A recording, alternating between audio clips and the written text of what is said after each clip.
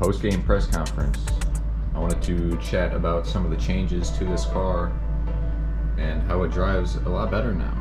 It's still not perfect, it's still super slow, but that'll be next. So I'm gonna pop the body off and show you. Starting off, one of the most noticeable things on it, I got different springs in it. I did 4K, I believe it was, in the front, and then 3.7K in the rear, so it's a lot stiffer now, front and rear. The front felt really dead before, so now it feels a lot better, actually.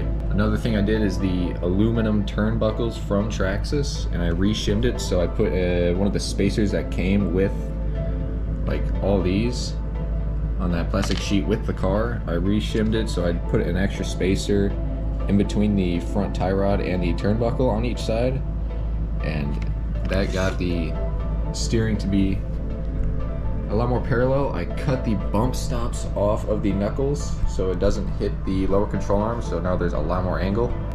Next, I plan to do all the electronics really, but mainly the servo and a better gyro. On the rear end, I got some aluminum arms as well, the camber arms, and then there was no arm here before, but I added one in to try and pull some toe into the rear, get a little bit of toe in and some toe out in the front. And that also helped it drive a lot better. This car is now a lot more controllable. My main gripe with it right now is just that it's slow. As you saw in the footage, I felt like I was not keeping up with anyone, and people were just blowing by me. But it handles very nice now. The body has been holding up pretty well. For the magnets, I have them just screwed into the chassis, but on here I used double-sided, I stuck the magnets to the other side of the magnet and then double-sided tape on top, and then set the body on top and then taped it all down. So it's clean. The body's holding up after doing some outdoor driving and at Slideworks. I put Scotch tape on the inside of each of the fender wells. You can kind of see it there. Because these fenders are so wide, I'm worried about the car squatting and just rubbing through the paint after all that work.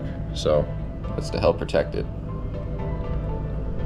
The bumpers are just held on with the same double-sided 3M tape as the magnets are.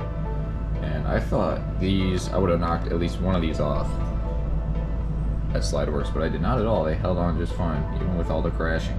Next video will probably be some work on Cooper's SC300, and then maybe something on this or the G35.